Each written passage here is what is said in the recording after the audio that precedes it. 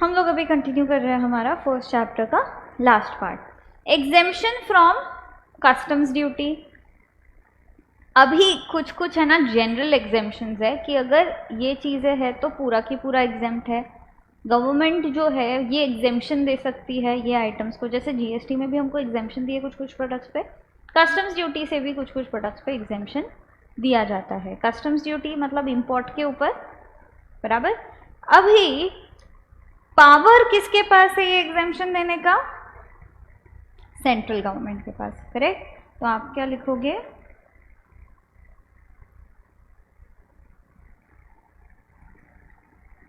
सबसे पहला एग्जेम्पशन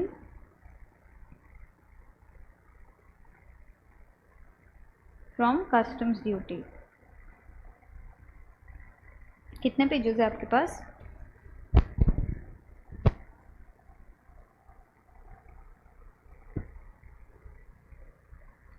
तीन है क्या?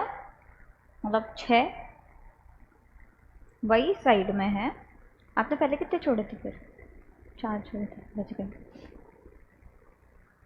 Exemption from customs duty.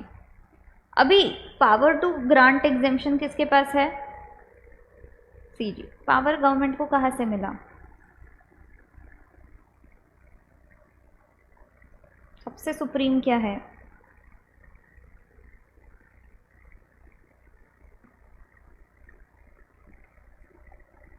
Constitution, ठीक है। पार्लियामेंट बैठता है, पार्लियामेंट ने पावर दिया सेंट्रल गवर्नमेंट को, ठीक है।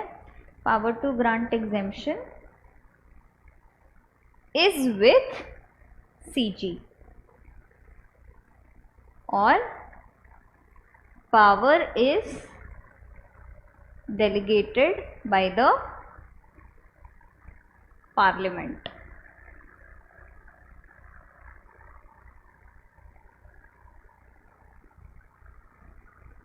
Simple. 2 types of exemption.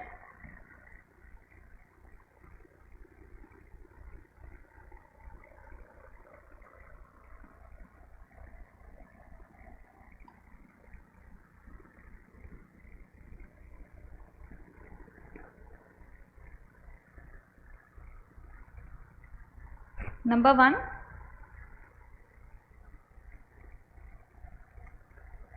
general exemption. Number 2, special exemption.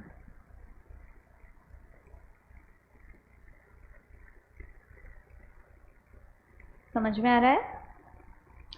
General exemption कब दिया जाता है? सिर्फ सामने देखना, जब पब्लिक इंटरेस्ट में है।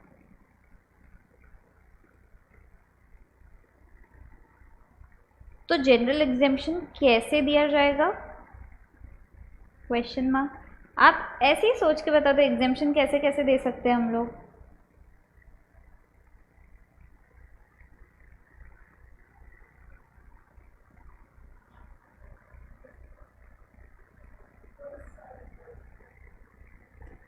अगर आप ये गुड्स खरीदते हो पूरा की पूरा एग्जेम्प्ट, अगर आप ये खरीदते हो और आप ये इधर एक्सपोर्ट करते हो तो ही एग्जेम्प्ट।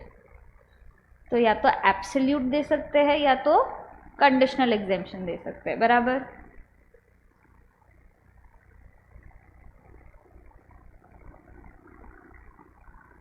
नंबर 2, अरे ये हुआ ना conditional. After clearance, before clearance. Before clearance अगर आप ये मंगवाते हो तो आपको एग्जेम्प्ट रहेगा, आफ्टर क्लियरेंस ये टैक्सेस एग्जेम्प्ट रहेंगे, हो सकता है बिफोर। और कैसे दे सकते हो आप? यही मुश्किल से आपने बता दिया। और इतना पार्ट एग्जेम्प्ट है, पूरा की पूरा एग्जेम्प्ट है, फुल्ली और पार्टली। तो general exemption by way of notification public interest में अगर रहा तो ये ला सकते हैं, जिसमें ये तरीके से वो लोग क्या कर सकते हैं? एग्जेम्पशन दे सकते हैं। एग्जेम्पशन कितने टाइम के लिए रहेगा?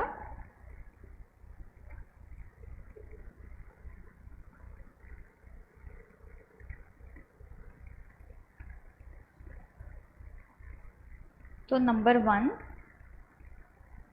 जितना स्पेसिफाई किया है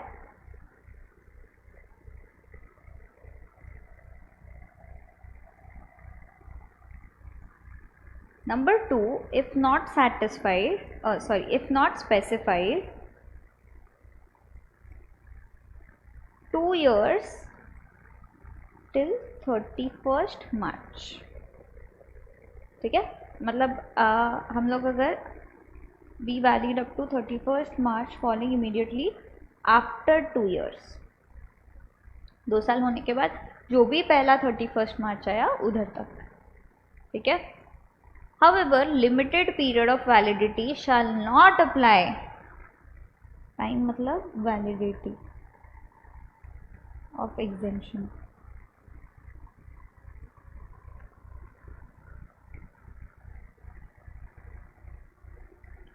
नो टाइम लिमिट।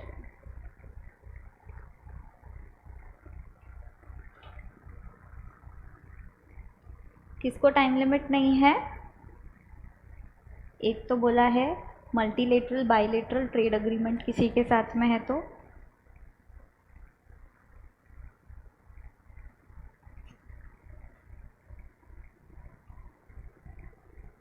और ऐसे 6 आइटम्स दिए इन्होंने।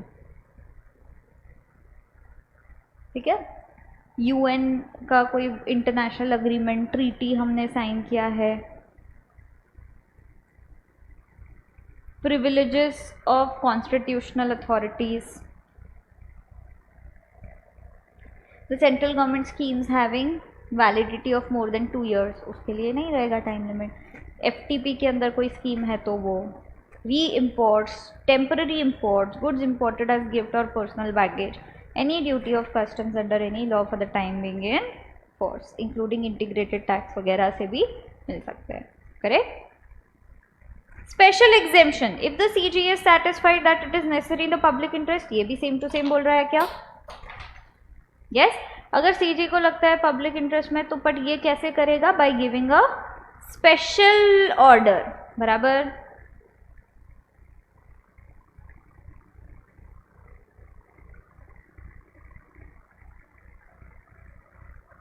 तो हमने इसीलिए बोला सीजी कर सकता है जब पब्लिक इंटरेस्ट में हो,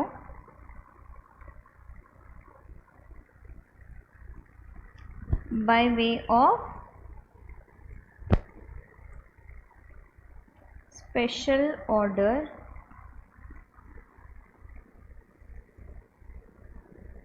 अंडर स्पेशल circumstances। यस, समझे? पक्का? ये लिखते हो, फिर नेक्स्ट पार्ट पढ़ेंगे हम लोग।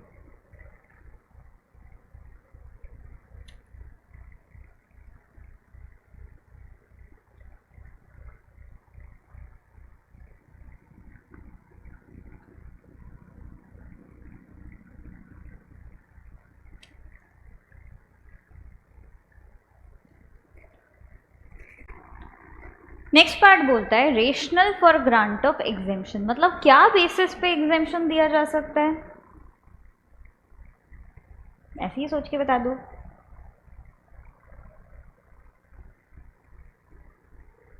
हाँ, क्या बेसिस पे, क्या सोच के देंगे? अगर मैं एक जगह मंगा रही हूँ समझो फ्रूट्स, ठीक है, दूसरी जगह मंगा रही हूँ मैं लैपटॉप, तो आप कौन से इसको एग्जेम्पशन दोगे अगर आपको देना है तो? क्यों? इसेंशियल है। तो प्रोडक्ट का नेचर देख के, अपनी इकोनॉमी को देख के, अपनी ग्रोथ को देख के आप देना चाहोगे। यस। और अगर मैं आपको बोलूँ कि कुछ ऐसे प्रोडक्ट है जो हम मंगा रहे हैं, वेयर हाउस में रख रहे हैं और वापस भेज देंगे, तो उस पर भी आप दे रहे हो एग्जेम्पशन। क्यों दे रहे हो? या आप इंपोर्ट करके री एक्सपोर्ट करने वाले हो, उसमें भी आप बहुत सारा रिलीफ दे रहे हो। एक तो एक्सपोर्ट बढ़ेगा, ये एक हो सकता है। दूसरा, क्या वो प्रोडक्ट्स इंडिया में कंज्यूम हुए तो इंडिया में टैक्स भरने आना चाहिए। Rational for grant of exemption, the power of grant of exemption vest with the central government subject to the overall control of the parliament, ये तो हमने देखा। नेक्स्ट पार्ट बोलता है इसका, the government on rational basis may discreetly use this power and the exemptions may be based on any of the following. First, moral grounds where the duty should not be levied at all. भाई इस पे तो मत ही लगाओ, apple पे। Some of the instances which may be given are where the goods do not reach the Indian soil at all. कुछ कुछ चीज़ें दी है, ये एग्जॉस्टिव नहीं है, ठीक है, बस ऐसी एक एग्जाम्पल बोल के लिस्ट दी है कि अगर इंडियन सॉइल पे आ ही नहीं रहा है, बाहर के बाहर जा रहा है तो। Where the goods have reached the Indian soil but are not available for consumption. Where the goods get damaged और डिटेरियोरेटेड इन ट्रांजिट। समझे, ये बैकग्राउंड में बेसिस रख के आपको एग्जेम्पशन दिया गया है। Discretionary provision where the exemption is used for controlling the economy and industrial growth of the country। तो आप क्या करो, rational for grant of exemption में ए लिखो, ये लिखने के बाद एग्जाम्पल लिखना, उसमें खाली थर्ड वाला लिखो, बी लिखो और उसमें ये लिखो, ठीक है। ये डिस्क्रिशनरी वाला पार्ट वो जो है पूरा की पूरा वैसा लिखो, समझे ना। हेडिंग लिखने का ज़रूरत नहीं है, मतलब हेडिंग के अंदर ये जो इंट्रोडक्शन है ये लिखने का ज़रूरत नहीं है, सिर्फ रेशनल लिखो, ए उसका खाली थर्ड एग्जाम्पल और बी।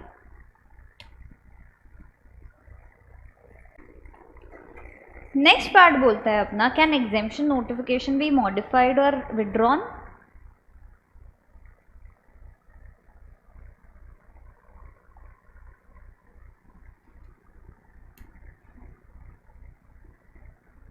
नहीं है, ऐसे बता दो। यस, अगर एग्जेम्पशन देने का पावर है तो उसको मॉडिफाई करने का भी है और उसको विड्रॉ करने का भी है। एक बार इसमें से पढ़ते हैं, ये कुछ भी नहीं है आपके पास, ठीक है।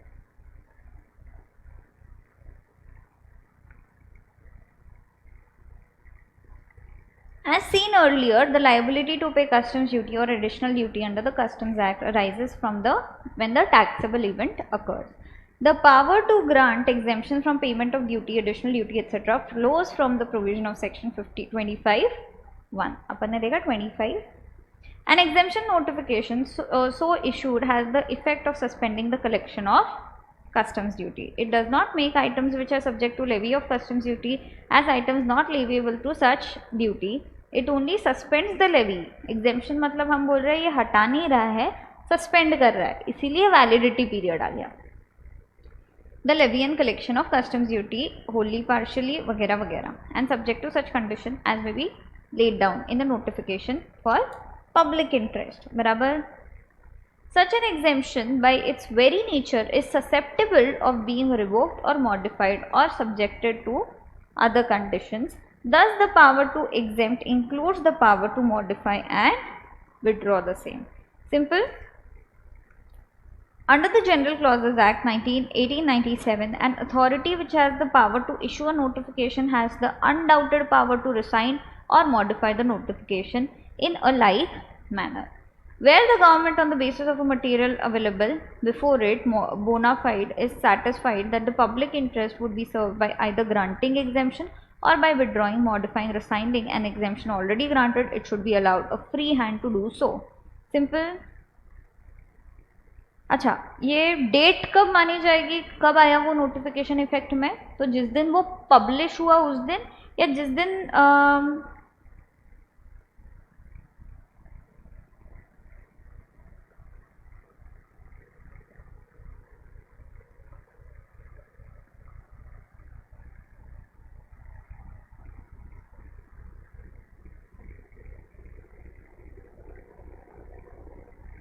या जिस दिन वो इशू हुआ उस दिन, या जिस दिन उसमें इफेक्टिव डेट लिखा है उस दिन। फर्स्ट प्रायोरिटी रहेगा पर इफेक्टिव डेट का, जिस दिन लिखा है उस दिन। अगर लिखा ही नहीं है किस दिन से इफेक्टिव है, तो कई बार ऐसा होता है ये नोटिफिकेशन फोर्स में आएगा ये डेट से, करेक्ट, तो हम सीधा सीधा वो डेट से लगाते हैं, भले वो रेट्रोस्पेक्टिव हो या प्रोस्पेक्टिव हो या आज से या जैसे भी हो। पर अगर नहीं लिखा हो तो इशू हुआ या पब्लिश हुआ? देखिए इसका answer. Effective date, section 25 of the act provides that the date of effect of the notification will be the date of issue for publication in the official gazette. The following issues need to be kept in mind in general exemption. Where the exemption notification does not mention the date of its effect, the notification comes into effect from the date of its issue by the central government for publication in the official gazette. जिस दिन issue किया for publication उस दिन का date ले लो. Where the exemption is through special order, the above rules do not apply. Special orders मतलब specially वो party के लिए, वो केस के लिए, वो चीज़ के लिए, और तो उसी को डायरेक्टली गवर्नमेंट कम्युनिकेट करेगा.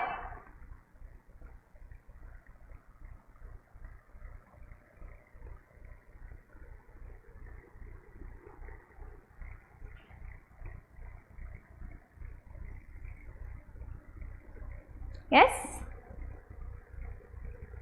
Subsection 2A empowers the government to issue clarifications to the notification within 1 year. from corrigendum आता है, within 1 year वो issue कर सकते हैं. ये normal भी है.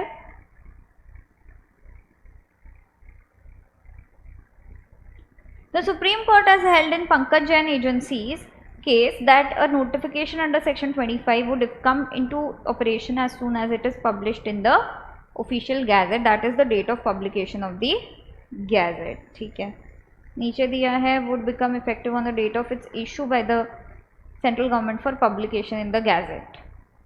Ultra wires मतलब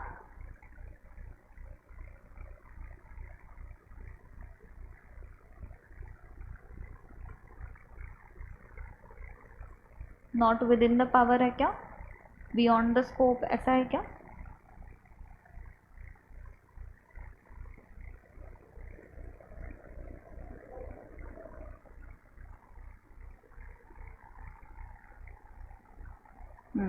तो ये वाला बोलता है ये केस में कि अगर आप बोलते हो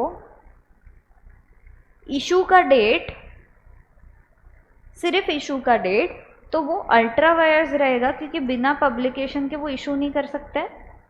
तो पब्लिकेशन इसेंशियल है. ठीक है, आपने पब्लिकेशन ही बोला था ना. हाँ, तो इशू ऑफ पब्लिकेशन इसीलिए इन्होंने सेक्शन में डाला है, issue by the central government for publication.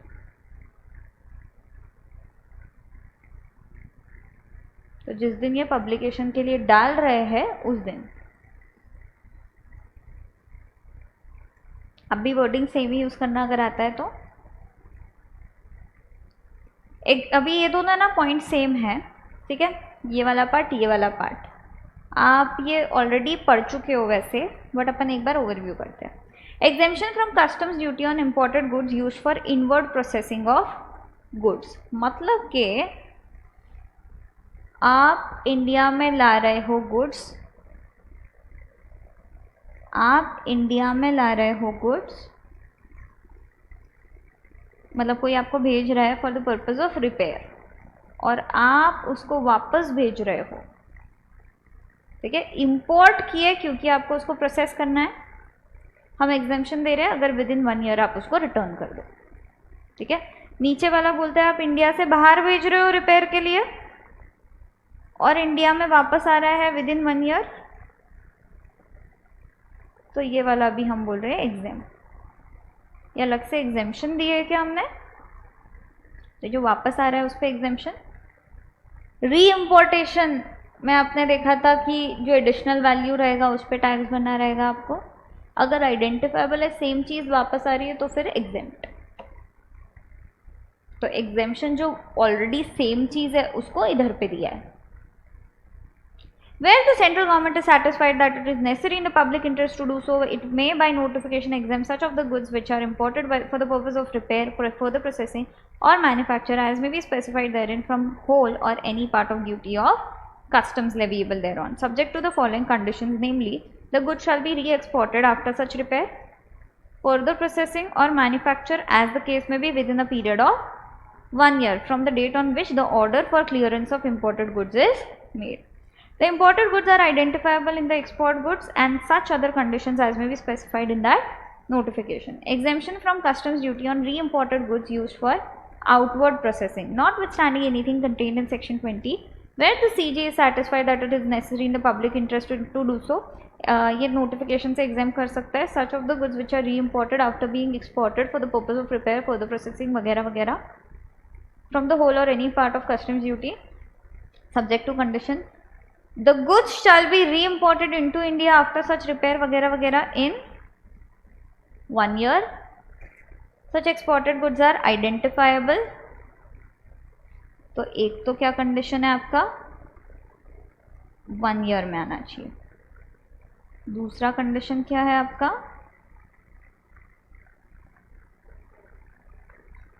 तीसरा कंडीशन क्या है आपका,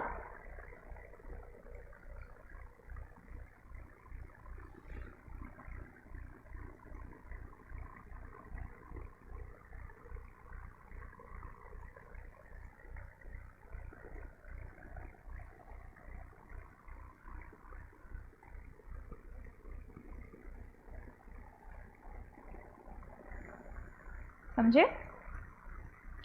ये हुआ आपका फर्स्ट चैप्टर का एग्जामिशन का पार्ट. ये टेबल लिखते हो, ये हो गया ना, इधर तक क्या हो गया ना आपका. इफेक्टिव डेट बाकी है. इफेक्टिव डेट लिखो हेडिंग, मैं इधर लिख रही हूँ, मेरे साथ साथ लिख सकते हो.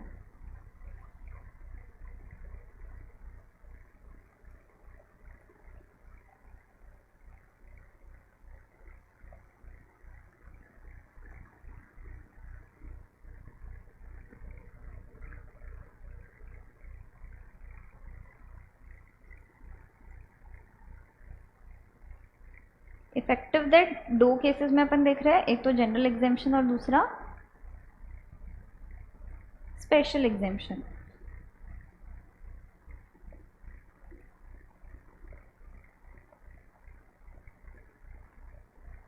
First date as mentioned in notification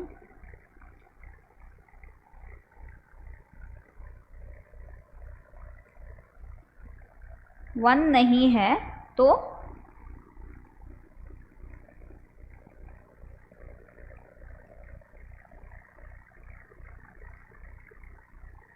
notification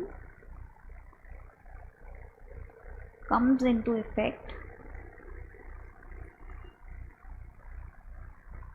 from date of issue by CG for publication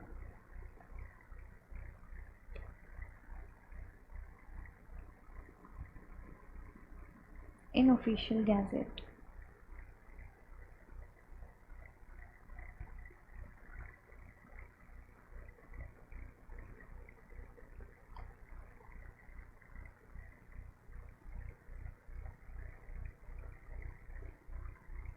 done. Special examination में लिखो special orders are issued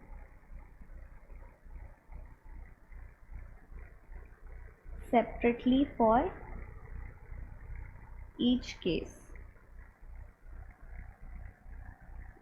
and communicated to the beneficiary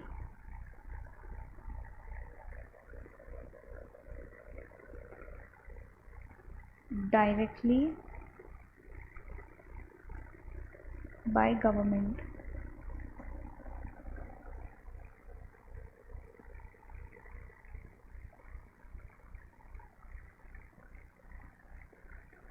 The beneficiary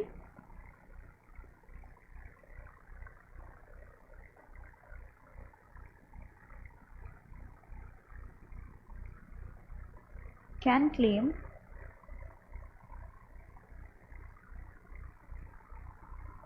refund for the period reckoned from the date of its issue.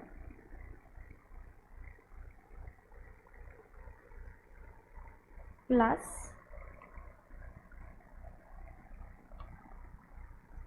after issuing within 1 year government can issue any clarification. Also retrospectively.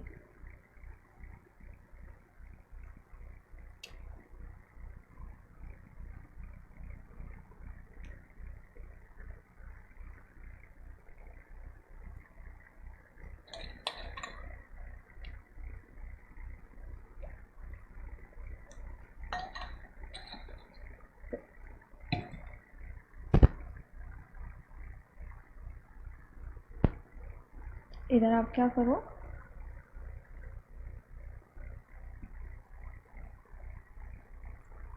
Section 25A, section 25B, अभी ये लिखो।